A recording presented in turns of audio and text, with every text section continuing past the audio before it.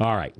I want to welcome my guest, Jann Freed, and if you're going to Google her, it's Jann, middle initial E as in elephant, and Freed, F as in Frank, R-E-E-D. Jann E. Freed, and her new book, Leading with Wisdom, Sage Advice from 100 Experts. Welcome. Thank you very much. How are you? Good. Sorry we were talking about guns when you walked in, but Okay. like I said, another school shooting today. Oh, gosh. Terrible. So, and I just looked you up on Amazon, and this book isn't on Amazon yet. Yes, it is. It's it on is? It's there. I know it's there. All right, because you have... I have other books, but Yeah. no, it's there. now, did Maybe just put it under, if you search Leading with Wisdom and see if it comes up. All right, I'll look for it. Okay. Because there's another author that's Jann. Yeah? No, I mean, it's there. It's on Okay. Amazon. Good. Did you write the book Too Many Bosses? No. Okay, then there's a Jann Freed that also writes. There is, they write fiction, yeah. Yeah. So tell me a little bit about Leading with Wisdom. Where did the idea for this book come from? Actually, it's kind of interesting because I was teaching at Central College in Pella, Iowa. I'd been there at that time probably 25 years. And I knew I was going to be on sabbatical. And so I went to hear Jim Collins speak in Des Moines. He was yeah. a guest, and he's been here a couple times, but Yeah. this was in 2004, shortly after his book Good to Great came out. So he was kind of doing a book tour, and I hung around afterwards, and I thought, I just want to talk with him. So I did, and one thing led to another, and he says, well, give me a call, and we'll talk for an hour. So we talked for an hour, and after that conversation, he said, well, it seems like you love leadership, you love to interview people, so there's so much being written. The field is exploding with books and articles. Who's tying it together? Why don't you be that person? So I set out, and of course, the field is so broad. So I narrowed it down by really, and this is something I think you'll like, Mac, but really servant leadership.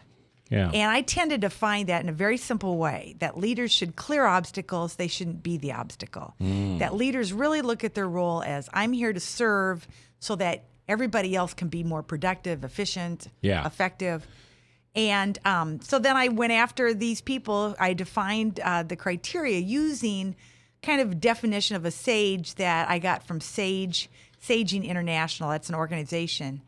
And using that definition, I went after wise people who were reflective, kind, generous. And I started out with biggies. I used what they call the snowball method, which Yeah. just means you start out with people who are recognized as leaders or recognized as authorities in the field in which you're, and then you ask them, who else do you think fits this criteria? Oh, yeah. And then you go after them, and then, Yeah. using one to lead to the other, because I could say so-and-so recommended. And I do want to say that Jim Autry here in Des Moines was very instrumental in helping me contact many of these sages. He really is a sage. He's one of my sages, but he's very recognized in the field of servant leadership. Okay.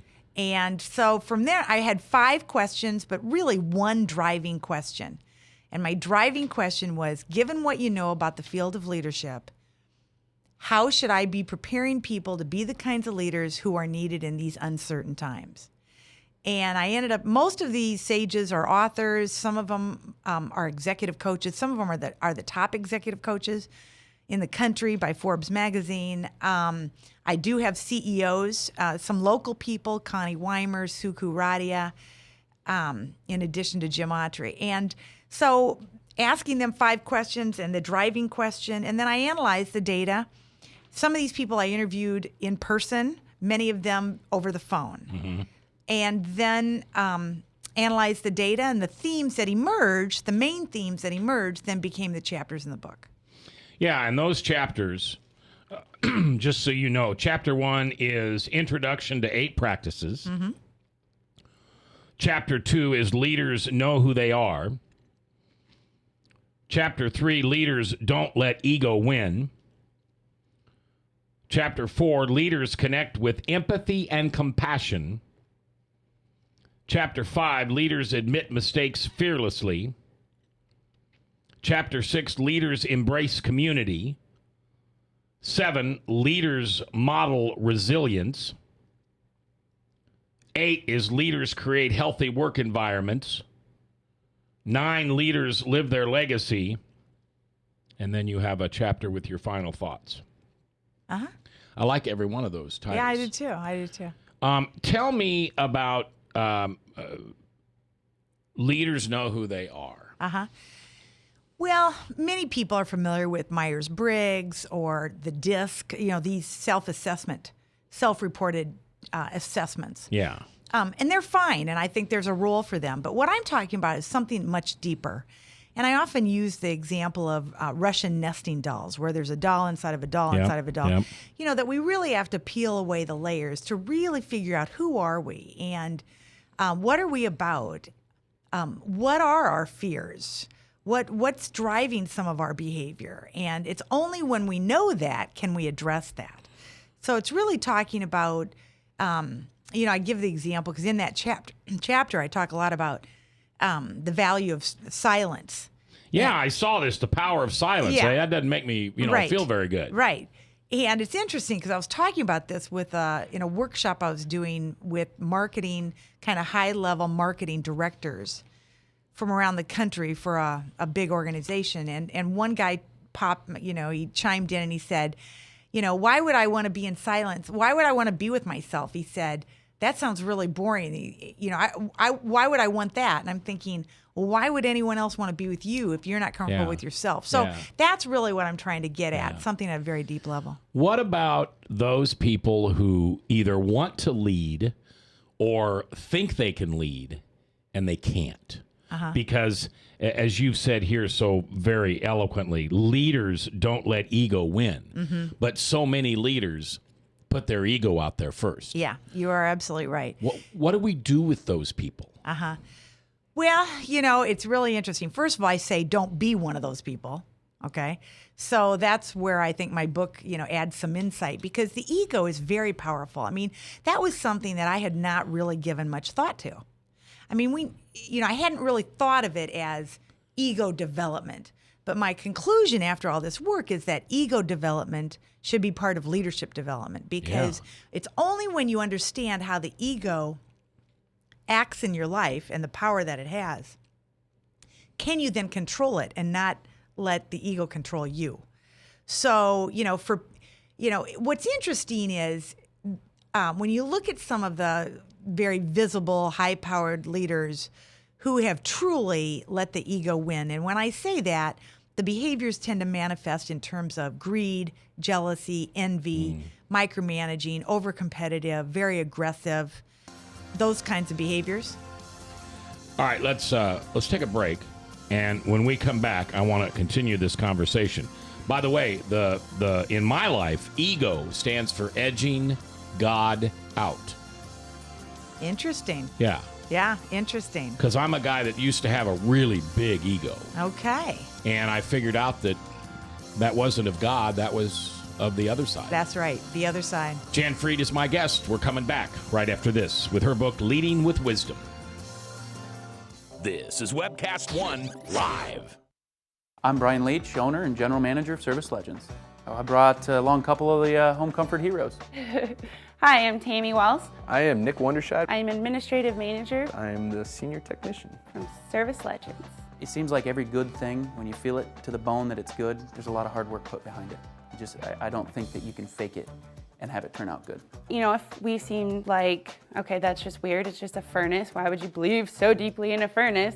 It's not just that, we want to show the world that you can have good service. Yeah, I mean, it's your home.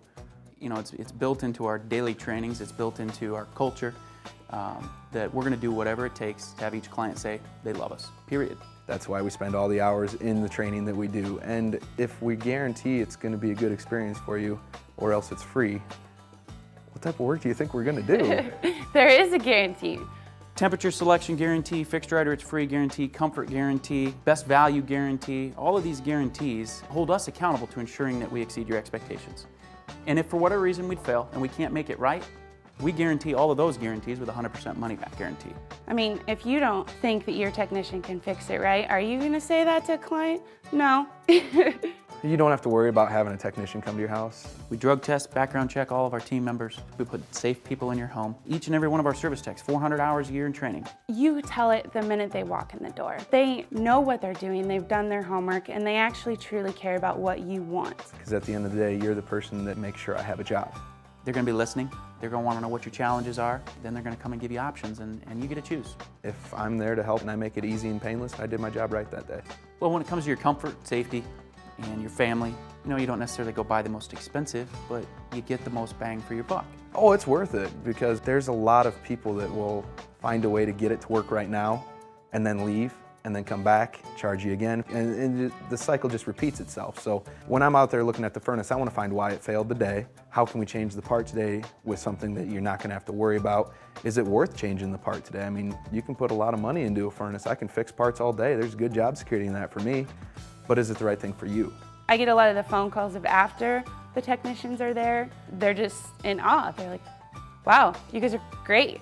I mean, I don't even know what to say. You guys are great. Everything you did was perfect. It was great. Keep going though, I like this. Just give us a try.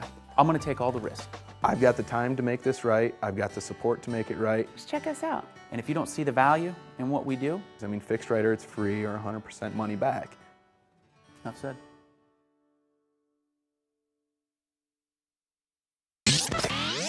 From the RE/MAX Real Estate Concept Studios, this is Webcast One Live. 3:38, 22 minutes before the top of the hour.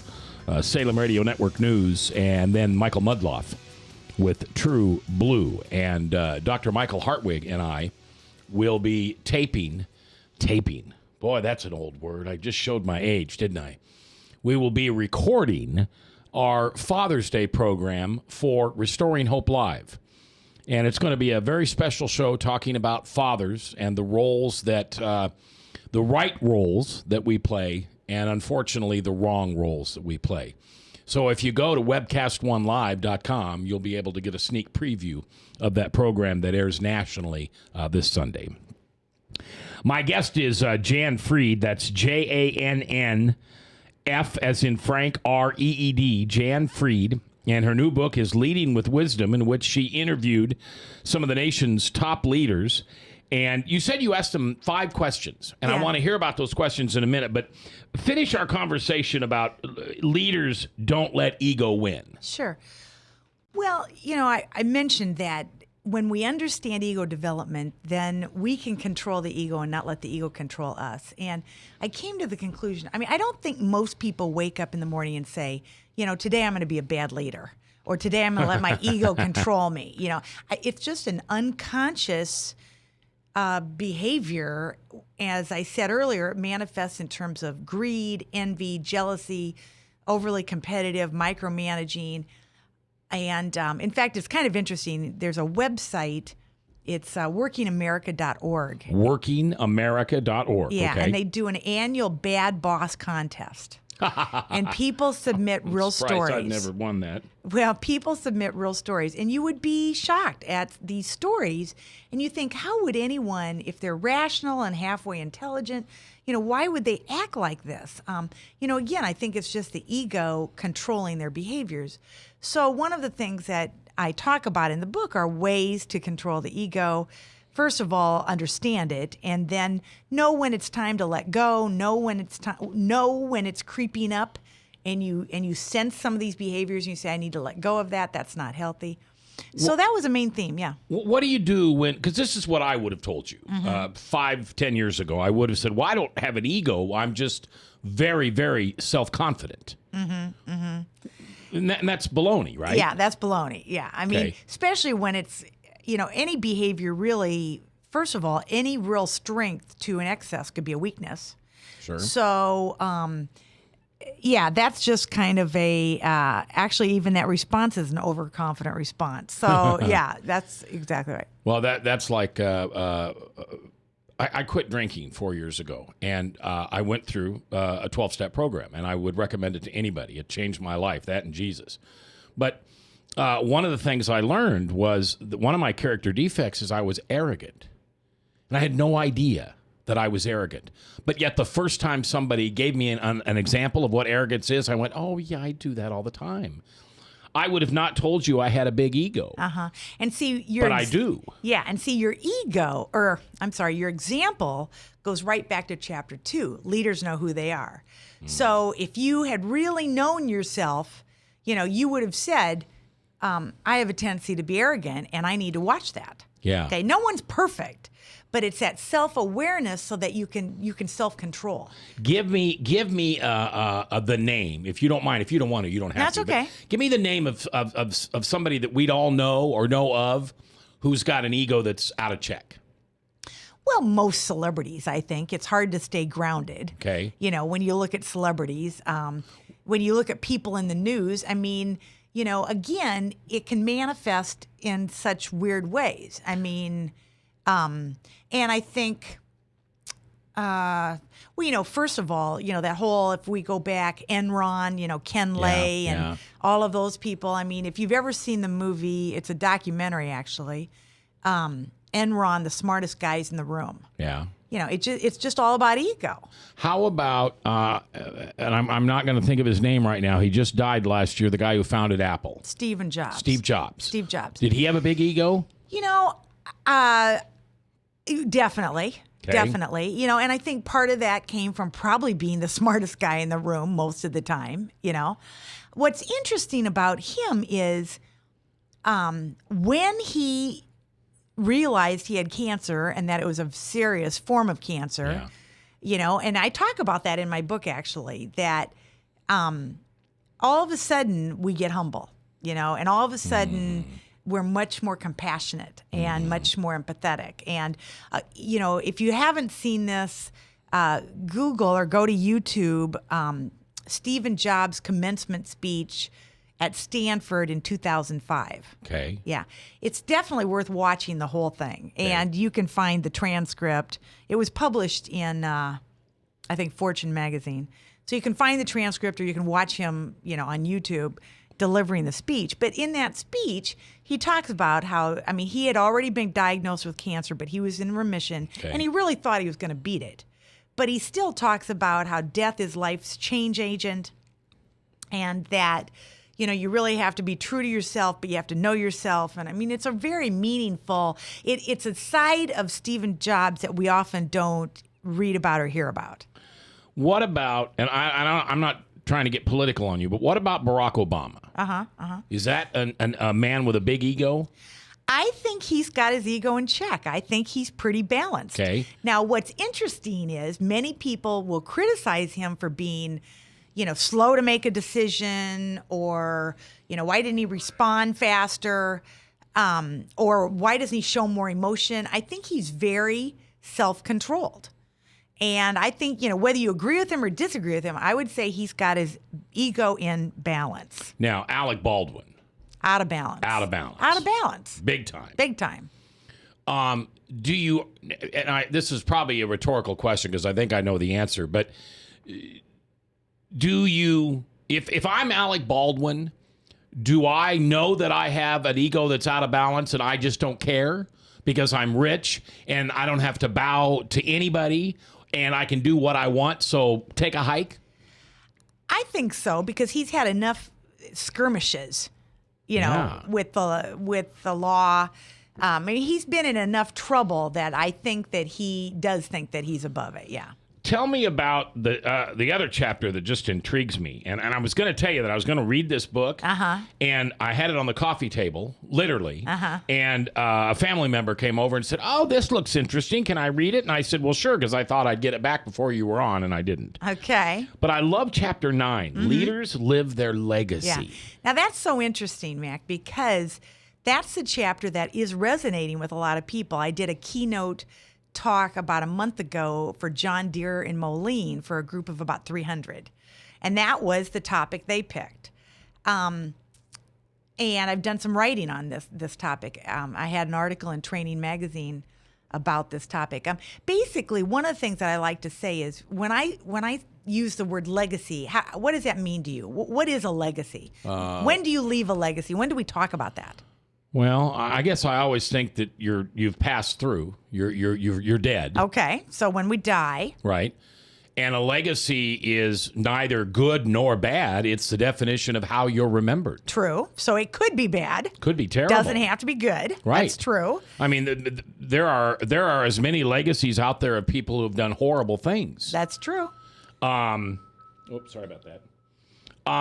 So that's what I think of, at least. Yeah.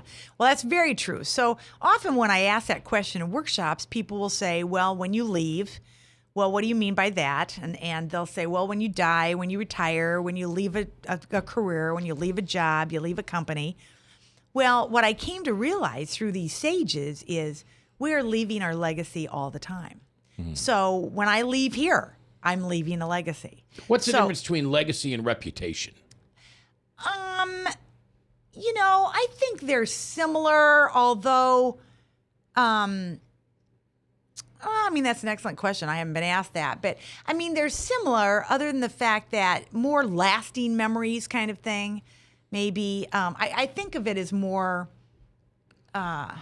permanent kind of thing. Because I'm always interested in how somebody will have this amazing career and their legacy is set in stone as blank. And then something happens. This one thing. I think about Tiger Woods. Mm-hmm.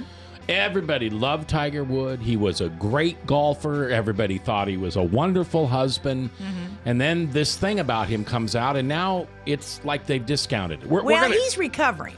Yeah, we're going to talk to Jann Fried when we come back and talk more about her book, Leading with Wisdom, here live on KTIA, Iowa. This is Webcast One Live. Hey, what's wrong?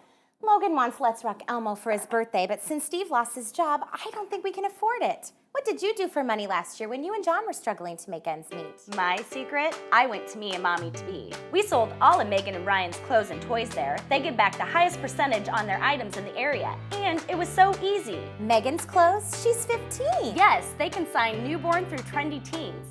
We're not struggling now, but I'm gonna keep saving and making money at Me and Mommy to Be. All across America, there are countless numbers of people struggling with addiction and other life-controlling issues. Probably someone you know and love. There is a way out. There is hope.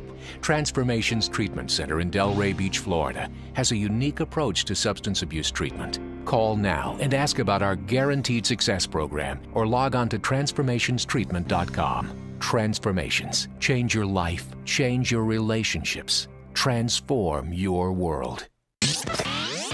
From the RE/MAX Real Estate Concept Studios, this is Webcast One Live.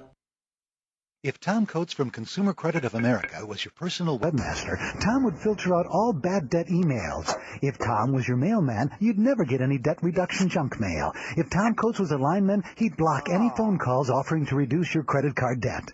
Hi, I'm Tom Coates with Consumer Credit of America, and we're still your best choice for credit counseling. We're local, we're accountable, and we can do more. You make the call when the time's right for you. When it comes to competition, there really is none for Consumer Credit of America.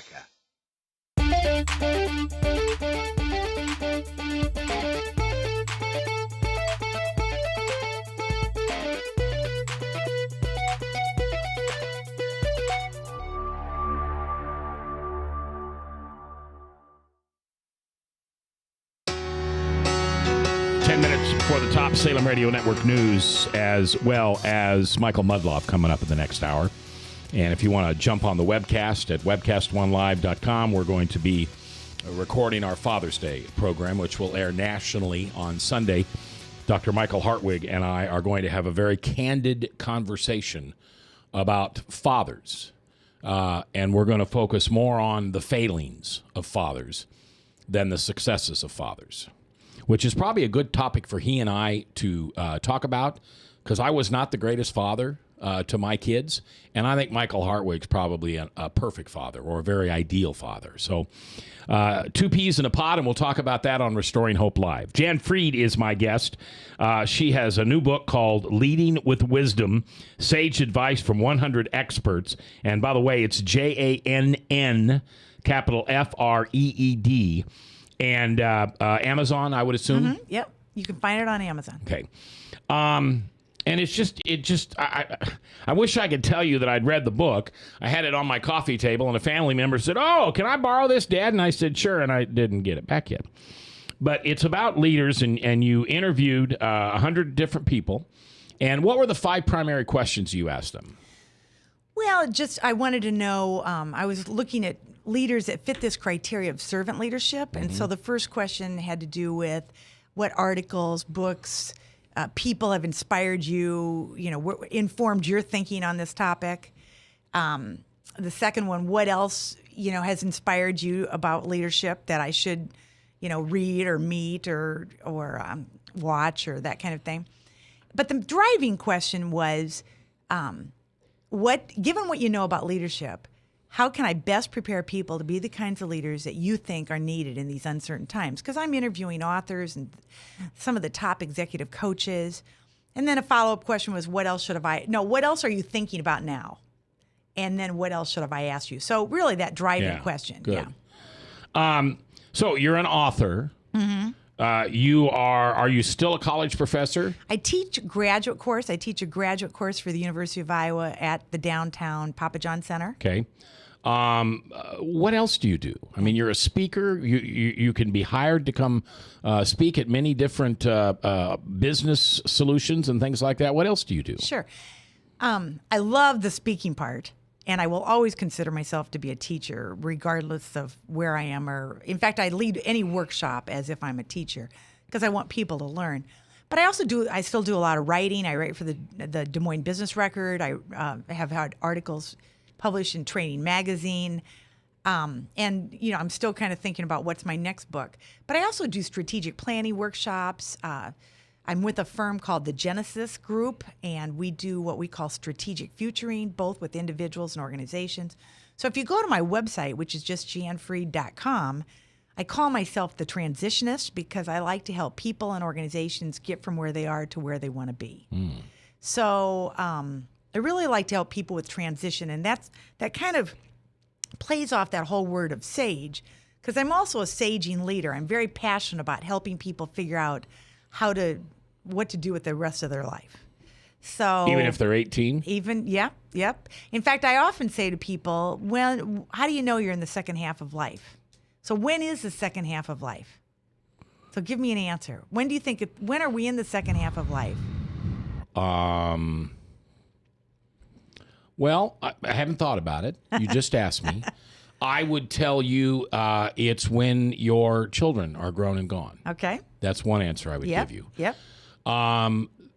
For me, I got to the second part of my life when I realized that I hadn't wasted the first 50 years, but I had focused on very earthly and material things. And I surrendered my will and my life to Jesus, and I said, I want to do the rest for you, and I need to know what you want me to do. And he clearly told me, and it was to serve other people. Because I had spent the first 40 years, 50 years of my life, but, I was only from 5 on, making people serve me. I was a very dominant, probably not the type of person that you would like. And you would have written about as the bad guy. I wasn't quite Alec Baldwin, but I kind of I'm sorry to say, I resemble him a little bit. Yeah. So the second part of my life would have come when I realized that I was living it for the wrong reasons. Sure. And I think you bring up a lot of very good points. I just often sometimes say, well, if the average life expectancy for a female in the United States is 78, and for men it's like 80, for men it's 78, and for women it's 81, something like that, then really we're talking 40. Yeah. And so it's earlier than many people think. Yeah. And so one of the things I think is interesting is I have used this book. I've developed a leadership course at the undergraduate level where people are usually 21 and 22 using these themes. And the earlier you understand this, the better off you are. So anyway, so I'm very passionate about this whole idea of second half of life. And I actually write a monthly column about that. Do you know a man by the name of Paul Leavenworth? That I don't. He's a guy you ought to meet. Okay. He's here in town. Okay. I'm trying to think of the name of his company, and I can't right now, but you can Google him. Okay. He works closely with men, including myself. I was very blessed to have him come into my life. and he helps us understand how to finish well. Well, that's a Bob Buford term. Okay. Yeah. And so Are you that's... familiar with Bob Buford? No, I'm not. I'm sorry. Okay. Because he wrote a book called Finishing Well. He wrote a book called Halftime. He wrote a book called Stuck in Halftime. And it's all about that second half of life stuff. Yeah. And we're teaching that now at our church to men who are my age. And, well, I guess age doesn't make any difference, but they're basically in their late 40s, 50s, even 60s. Sure. And how to use that time in the end to give back. It's really what it's about. It's not about going fishing or knocking off a bucket list. No. It's about sharing the wisdom and the experiences that we've learned with the younger generation, and not those just below me, but 2 generations below me, so that stuff doesn't get lost. Exactly. Well, research would say that as we get older, meaning trumps money and significance trumps success. Yeah. I would say that's also true. But whenever I hear myself say that, I'm glad you're still here. Whenever I hear myself say that, I think, but Mac, you've done financially well, so you can say that. But I know people out there who have not done well financially, and at 65, they're scared as heck because they don't think they're employable, but yet they have no means. Yeah. Well, one of the things, money's tough. I mean, you've got to have enough, but I think enough can be defined differently. Yeah. And I think sometimes we may need to make adjustments so that we lower what we need to have for enough. Yeah. Thank you for coming today. Well, thank you for inviting me. Will you be back? I'll be back. I think I'd just love to talk to you about this topic for a long, long time. We'll talk again. All right. It's Jann Freed, Jannfreed, and the book is Leading with Wisdom. Go get it. I think you're going to like this book a lot. It's about leading without wisdom.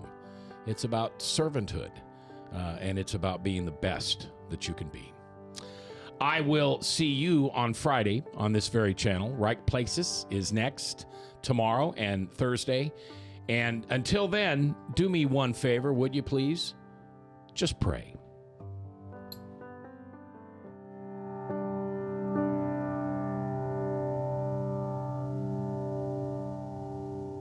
This is Webcast One Live.